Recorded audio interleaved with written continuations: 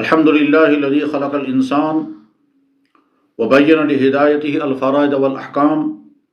वस्सलातु वस्सलामु अला सय्यिदिना मुहम्मदिन ख़ैरिल अनाम व अला आलिहि व अस्हाबिहिल किराम इला यौमिल क़ियाम। अम्मा बाद। हज़रात, कश्मीर के माहौल में पहले दिनों में निकाह कुछ ख़ास मौसमों में हुआ करते थे, लेकिन पिछले चंद सालों से तकरीबन हर मौसम में अब निकाह की तक़रीबात होती हैं, शादियाँ होती हैं, और अब ये मौसमों के साथ या महीनों के साथ महदूद नहीं रहा है। चुनांचे आजकल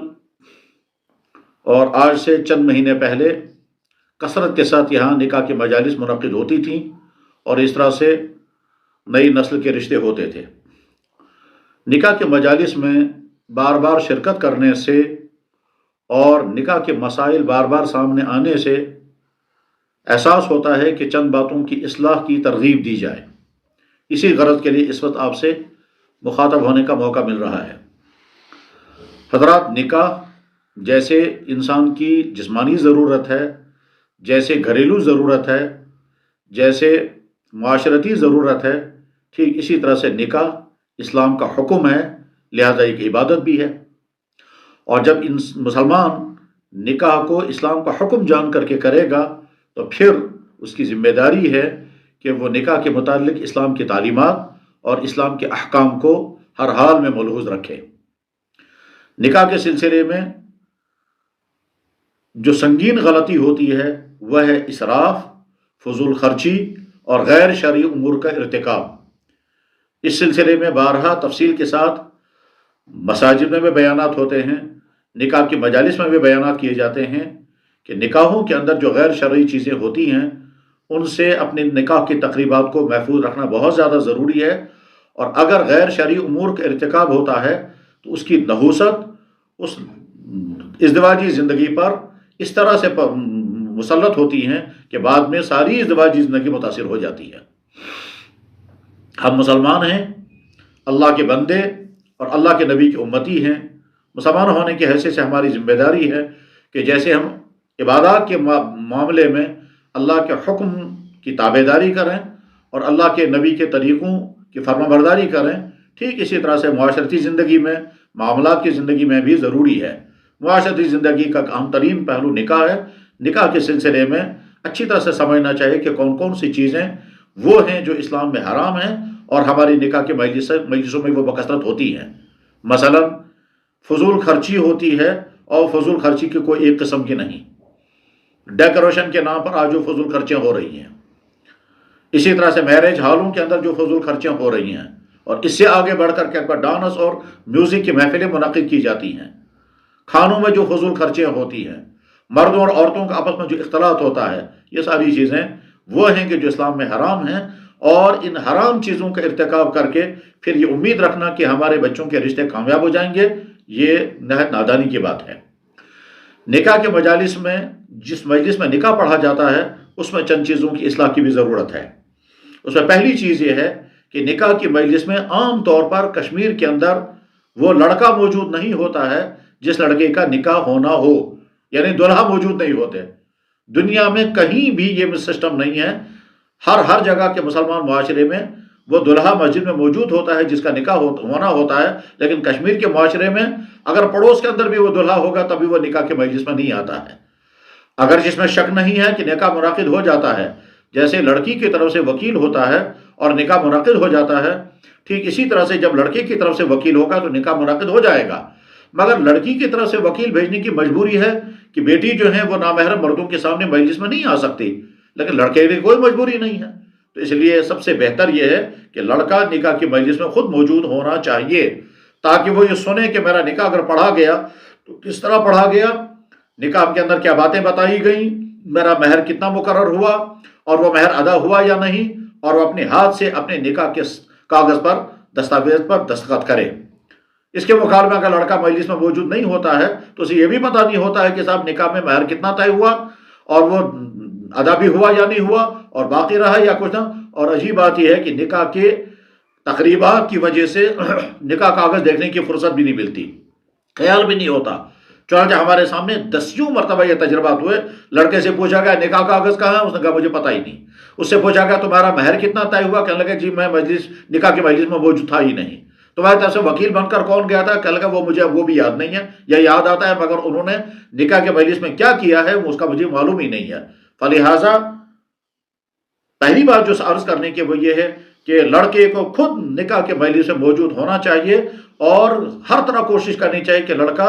मजलिस में मौजूद रहे। मामूली आज़ार की बिना पर लड़के को अलग रखना हरगिज़ सही नहीं है। और जैसा कि मैंने अर्ज किया, ये सिर्फ कश्मीर के मुआशरे में ये अजीब गलती पाई जा रही है कि लड़का निकाह के मजलिस में आता ही नहीं है। न जाने दूसरी कौन सी ऐसी अहम मसरूफियात होती हैं कि वो ज़्यादा अहम मसरूफियात है और निकाह के मजलिस में आना उसके लिए ज़्यादा अहम चीज़ नहीं है। सबसे अहम चीज़ जो है उसी को अवॉइड करके और दूसरी मशगूलियात में रहते हैं। दूसरी मशगूलियात में क्या होंगी, बनाव सिंगार करना होगा, या वो अपने दोस्तों के साथ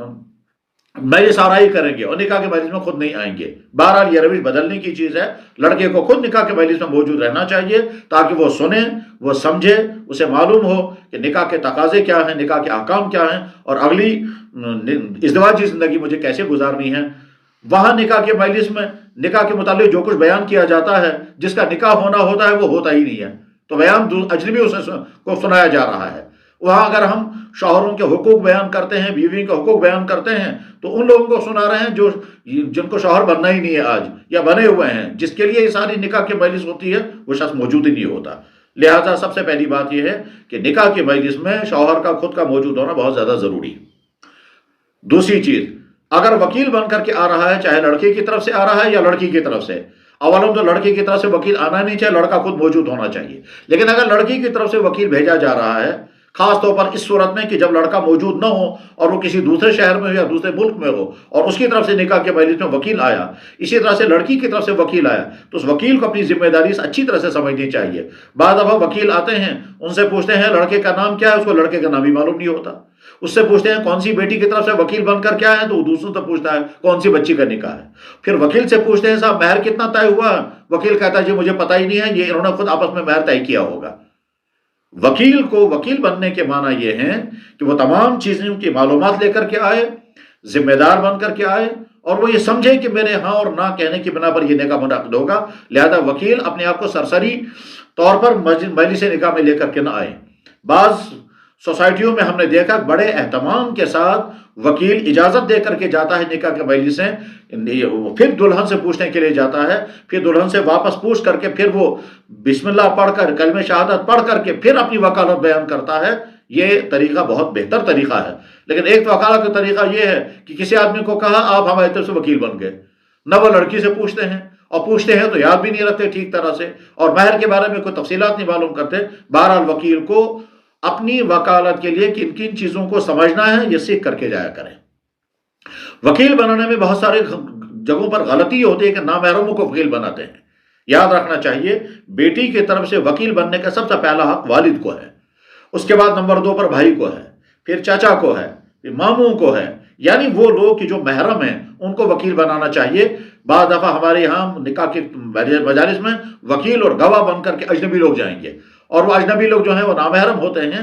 चाहे वो रिश्तेदारी हों मगर होते हैं बहरहाल नामहरम। जिनके साथ निकाह करना जायज़ है वो नामहरम है और जिनके साथ निकाह करना हराम होता है वो महरम कहलाता है। लिहाजा अच्छी तरह से ज़हन में रखा जाए कि अगर हम लड़की की तरफ से किसी को वकील बना रहे हैं, ये वकील महरम होना चाहिए, उसके साथ जो गवाह जा रहे हैं वो गवाह भी महरम होना चाहिए। नामहरमों को ऐसी खातून से पूछने के लिए भेजना जो खातून उस वक्त बनाव सिंगार के साथ दुल्हन बनी हुई होगी और अपनी सहेलियों के साथ, अपनी रिश्तेदार खवातीन के साथ बैठी होंगी और अजनबी मर्दों को हम उस मजलिस में दाखिल कर देते हैं। हरगिज़ ये सही नहीं, शरअन भी नाजायज़ है, अखलाकन भी और गैरत के भी खिलाफ है।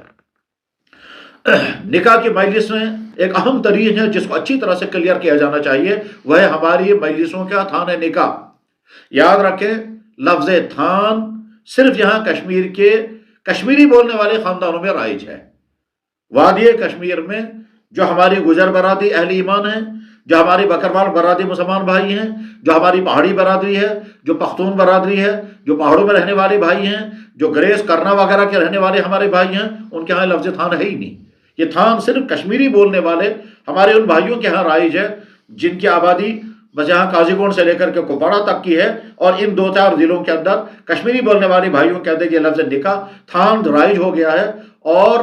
اتفاق کی بات یہاں کے نکاح قانون، نکاح ناموں میں بھی، نکاح کے جو دستاویز ان میں بھی لفظ تھان آیا ہے۔ یہ تھان نہ شریعت کا لفظ ہے، نہ قانون کا لفظ ہے، نہ فقہ کا لفظ ہے، نہ یہ لٹریچر کا لفظ ہے، نہ یہ ادبی لفظ ہے۔ تھان کے اصل میں معنی ہے کپڑے کا تھان، لیکن یہ کپڑے کا تھان اب یہ زیورات کے لیے استعمال کیسے ہو گیا اور کیسے رائج ہو گیا، یہ ایک الگ داستان ہے، ہمیں اس سے اس وقت بحث نہیں ہے۔ عرض یہ کرنا ہے کہ تھان کے نام پر جو کچھ لڑکی کو دینا ہے اس سلسلے میں اپنی اصلاح کی جانی چاہیے۔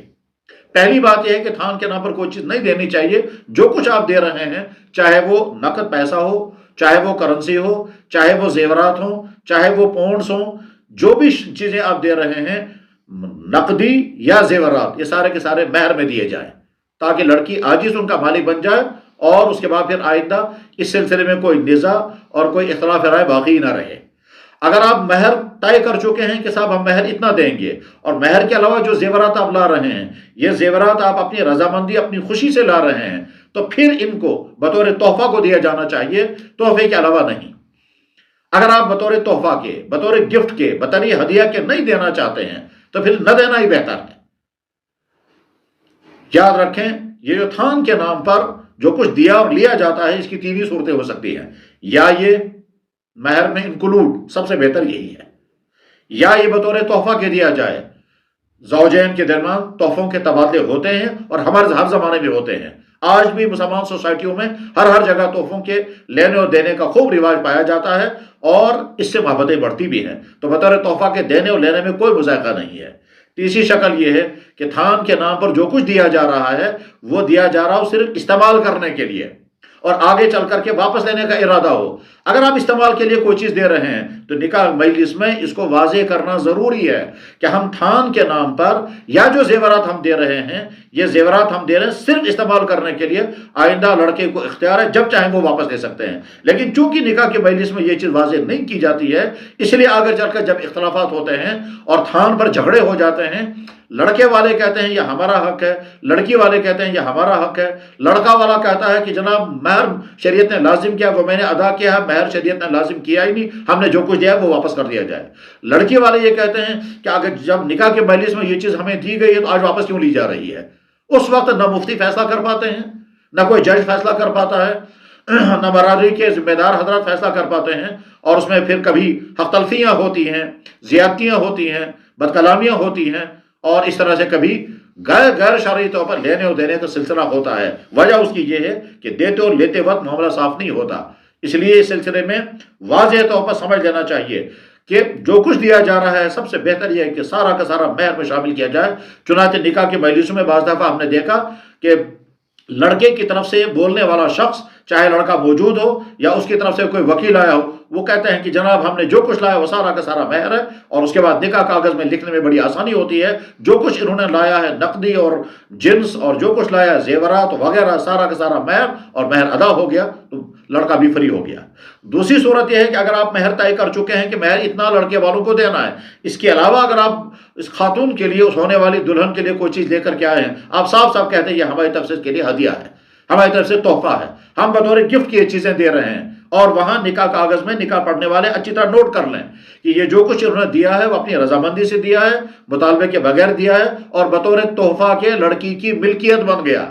بطور تحفہ کے لڑکی کے قبضے میں چلا گیا، اور لڑکی کی ملکیت متحقق ہو گئی، تاکہ آگے چل کر اگر کبھی اختلاف رائے ہو جائے یا ٹکراؤ ہو جائے یا لینے اور دینے کا مطالبہ ہونے لگے تو نکاح کاغذ واضح رہنمائی کر سکے، اس میں صاف لکھا ہوا ہے۔ اور لڑکے والے اچھی طرح سے سنیں، اگر آپ کو کوئی چیز دینی ہے، نہ آپ اس کو مہر میں دینا چاہتے ہیں، نہ آپ اس کو بطور تحفہ کے دینا چاہتے ہیں، آپ دینا چاہتے ہیں اس لیے تاکہ آج تو لڑکی استعمال کرے اور جب ہمیں مجبوری پڑے گی تب ہم واپس لیں گے، تو اچھی طرح سے نکاح کی مجلس میں واضح کر دیں کہ یہ چیزیں ہم لائے ہیں صرف لڑکی کے استعمال کرنے کے لیے، اور لڑکی والے بھی تسلیم کر لیں کہ ہاں یہ چیز لڑکی کے استعمال کے لیے ہیں، اور جب چاہیں آپ اپنی چیزیں واپس لے سکتے ہیں۔ اس صورت میں لڑکی والوں کو حق ہے یہ کہنے کا کہ یہ چیزیں آج ہی واپس لے لیجئے۔ نکاح کی مجلس میں اگر کسی نے ذہن میں رکھا آج تو ہم دیں گے بطور تھان کے، اور زبان سے نہیں کہیں گے کہ یہ تحفہ ہے، اور آئندہ جب کبھی ہمیں مجبوری پڑے گی واپس لے لیں گے، تو لڑکی والوں کو تو محسوس کرایا جا رہا ہے یہ آپ کی پراپرٹی، اور لڑکے والے اپنے ذہن میں رکھے ہوئے جب ہمیں مجبوری ہوگی تو ہم واپس لے لیں گے۔ یہ چیز جو دل میں چور رکھا جاتا ہے یہ آگے چل کر رشتوں میں ایسی آگ لگا دیتا ہے اور کہ بعد میں رشتے کامیاب نہیں ہو پاتے ہیں، اور جب نزاع ہوتا ہے تو فیصلہ کرنے والا کبھی کوئی صحیح فیصلہ کر نہیں پاتا۔ ہمارے مفتی حضرات بھی پریشان ہو جاتے ہیں، اس وقت فیصلہ نہیں کر پاتے ہیں۔ تو جواب اچھی طرح سے سنیں، ایسی صورت میں شرعی فیصلہ یہ ہوگا کہ جو چیز آپ نے دی ہے، اگر نکاح کی مجلس میں آپ نے یہ کہا ہے کہ یہ چیز ہم بطور عاریت کے دے رہے ہیں، عارضی طور پر دے رہے ہیں، صرف استعمال کرنے کے لیے دے رہے ہیں، بطور امانت کے دے رہے ہیں، تو آپ کو واپس دینے کا حق ہے۔ اور اگر آپ نے نکاح مجلس میں یہ نہیں کہا ہے کہ یہ چیز ہم دے رہے ہیں بطور عاریت کے، تو بھی لڑکی کا حق ہے اور لڑکی سے واپس مانگنا درست نہیں ہے۔ اور اگر کسی فیصلے میں لڑکی والوں سے یہ چیز واپس لی گئی، شوہر والوں کو دی گئی، تو فیصلہ غلط ہوا۔ بہرحال اس چیز کی بھی وضاحت ضروری تھی، اور نکاح کے مجلسوں میں یہ چیزیں کلیئر کی جانی چاہیے۔ اور یہ اماموں کی بھی ذمہ داری ہے کہ جب وہ نکاح کے مجلس میں ہوں تو یہ تمام چیزیں واضح کرائیں اور نکاح کاغذ ٹھیک طرح سے تحریر کریں، اور اس میں کوئی ڈاؤٹ، کوئی ابہام باقی نہ رہنے دیں، کوئی اجمال باقی نہ رہنے دیں۔ نکاح کے مجلس میں ایک سنگین غلطی یہ بھی ہوتی ہے کہ لوگ سمجھتے ہیں کہ جب تک نکاح منعقد نہ ہو جائے تب تک کوئی چیز کھانا پینا جائز نہیں۔ بعض دفعہ یہ بھی دیکھا، بہت دور سے لڑکے والے پہنچے ہیں اور امام صاحب اتفاق سے نہیں آئے نکاح کی مجلس میں، ان کو دیر ہو گئی یا فاصلے سے آنا تھا یا ٹریفک رکاوٹ کی وجہ سے نہیں پہنچ پائے، تو گھنٹوں تک لوگوں کا انتظار کرایا گیا، انہوں نے کہا صاحب تب تک کوئی چیز کھا ہی نہیں سکتے جب تک نکاح نہ ہو جائے۔ یاد رکھنا چاہیے شرعاً اس میں کوئی پابندی نہیں ہے، آپ اس سے پہلے کھا بھی سکتے ہیں، پی بھی سکتے ہیں، چاہے ان کی مہمانوں کی خاطر تواضع کریں، پابندی نہیں ہے اس میں۔ یعنی یہ سمجھنا کہ جب تک نکاح منعقد نہ ہو جائے تب تک اس گھر میں سے کوئی چیز کھانا اور پینا جو ہے وہ غلط ہے یا غیر شرعی چیز ہے، یہ تصور صحیح نہیں ہے۔ بارہا نکاح کی مجلس کے سلسلے میں یہ چند باتیں جو بارہا نکاح کے مجلسوں میں سامنے آئیں اور بیان کرنے کی ضرورت پیش آ رہی تھی، اس لیے یہ ساری باتیں عرض کی گئی۔ اللہ تعالیٰ شانہ ہم کو اپنا سدھار نصیب فرمائے۔ وآخر دعوانا الحمدللہ رب العالمین۔